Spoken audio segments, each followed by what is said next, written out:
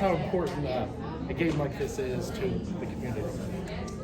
Yeah, well, I'll start. I think, obviously this is a renewing of a great game. I think two really passionate fan bases. And then Middletown being a community that's in the middle of both Cincinnati and Dayton. It's great to be here, to be able to broadcast or showcase this event. We're very appreciative of Wes and University of Cincinnati being willing to play the game, and I know our guys are excited about the opportunity to play such a great school and great team. All right, with you guys talking to these kids, it's more than just a game. It's more about education and stuff.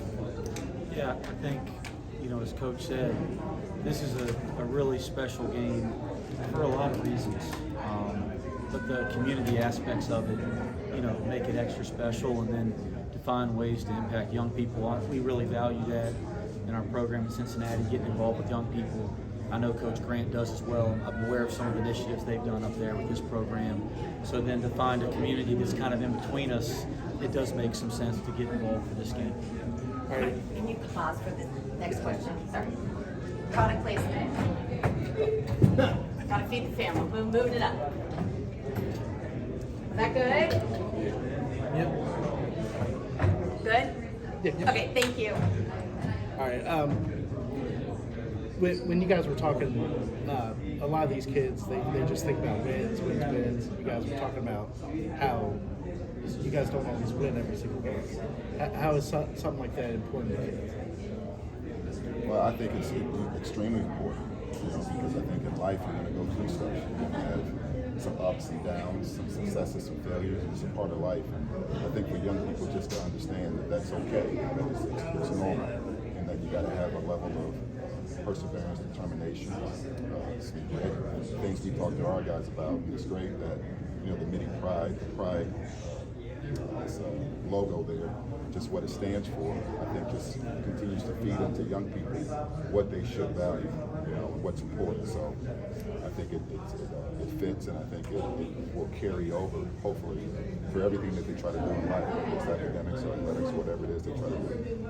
All right, one of my last questions is, we always hear about Xavier UC. Dayton and UC regularly play. How important is this to both your guys' program?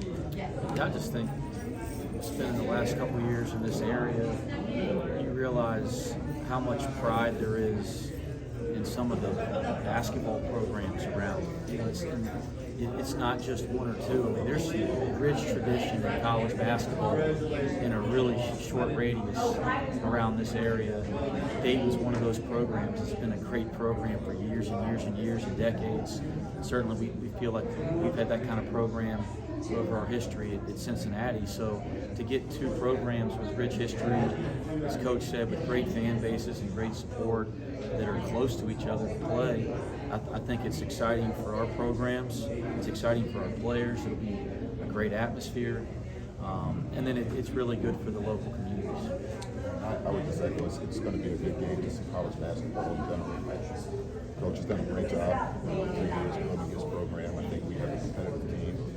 Program that started off this season, well, and so this will be a great test for the programs. But I think I'm old enough to remember when we played each other on a regular basis back when I was in school, and after that. So I think this is something that will be very exciting for our region, very exciting for both communities, both fan bases, and I think for both teams.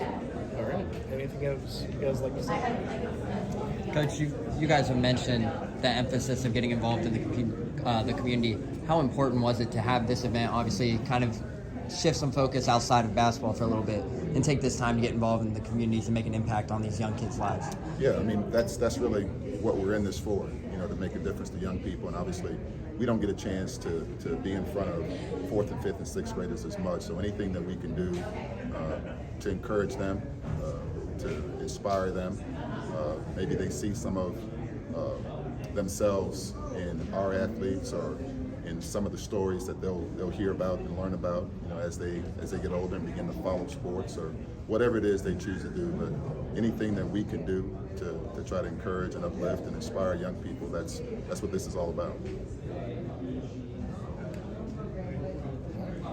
Thank you guys. Anybody else?